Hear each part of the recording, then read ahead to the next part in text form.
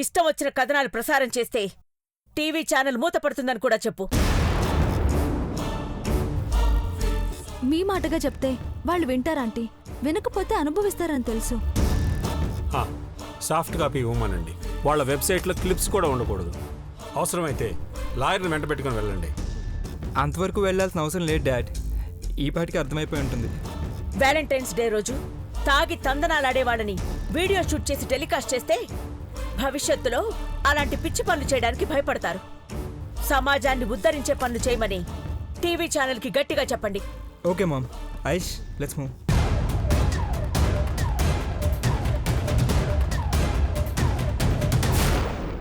ఒకవేళ టీవీ వాళ్ళ తప్పేమీ లేదని తేల్తే పెదబాబు సంజాయిషి చెప్పాల్సొస్తుంది. అలా జరగకూడదని మనస్ఫూర్తిగా కోరుకుంటున్నాను. నిజమేంటో వీడియోని చూస్తే నిర్ధారణ అవుతుంది కదా అఖిల. Wait and see.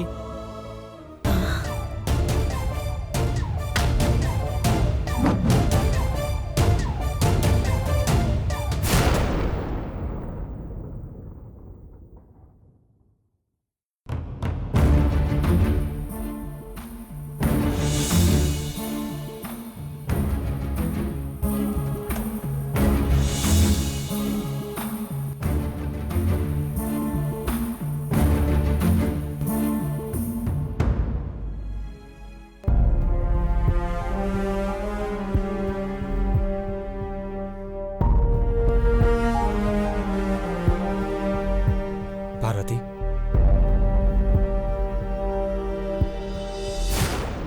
ఏం మాట్లాడకుండా వెళ్ళిపోతున్నావేంటి? ఏం మాట్లాడితే ఏం జరుగుతుందోనని భయం వేస్తోంది పెద్దబాబు గారు.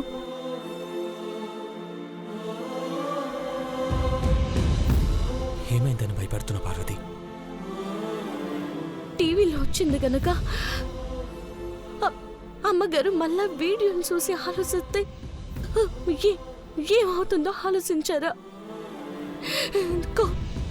కోపం వచ్చి నా ప్రాణాలు తీసినా పర్వాలేదు, కానీ ఈ కుటుంబంలో గొడవలు రారాదు పెద్దబాబు గారు. నువ్వే తప్పు చేయకుండా అంత పెద్ద శిక్ష ఎందుకు అనుభవిస్తావు పార్వతి? ఈ ఇంట్లో అనర్థాలన్నీ ఆ రాక్షసి నీలాంబరి వల్ల జరుగుతున్నాయి. ఎవరి వల్ల ఏమవుతుందో కానీ నాకు మనసిచ్చి నా మెడలో మీరు తాళి కట్టినందుకే కదా పెద్దబాబు గారి బాధలన్నీ.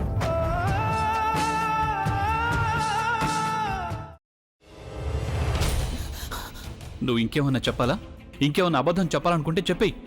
నేను చూడాలనుకుంటున్నాను నన్ను మోసం చేయడానికి నువ్వు ఎంత నీచానికి దిగజారగలవు అని. ఎందుకు ఆలియా, ఎందుకు నువ్వు ఇలా చేసావు?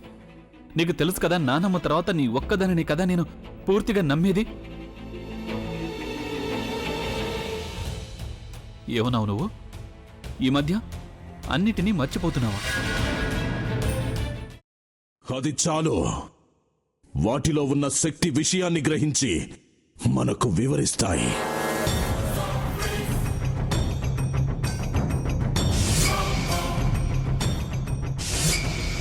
ఎవరు ఆ దండ విప్పొద్దు, గది తలుపులు తెరవద్దు.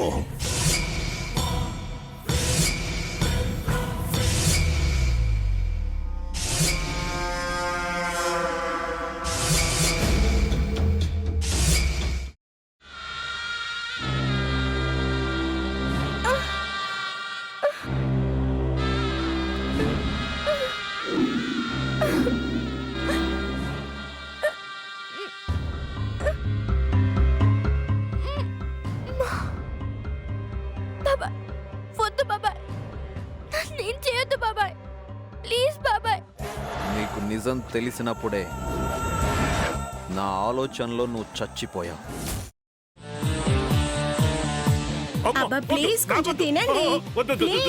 భీమారావు గారు, మీరా?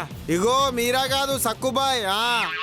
అవును, మీ పనామే లేచిపోయిందని చెప్పి కంప్లైంట్ ఇచ్చినావు కదా. రేయ్, ఆయన కంప్లైంట్ ఇచ్చింది లేచిపోయిందని కాదు, కనిపించడం లేదు అని. అట్లానా? సరే మేడం. ఇడియట్. ఆ వంట మనిషి పేరేంటన్నారు? రత్తాలు మేడం. ఏం పెద్ద మంచి, నీ వంట మంచిని కూడా మేడం అని పిలుస్తావా? రేయ్ హాఫ్ బ్రెయిన్,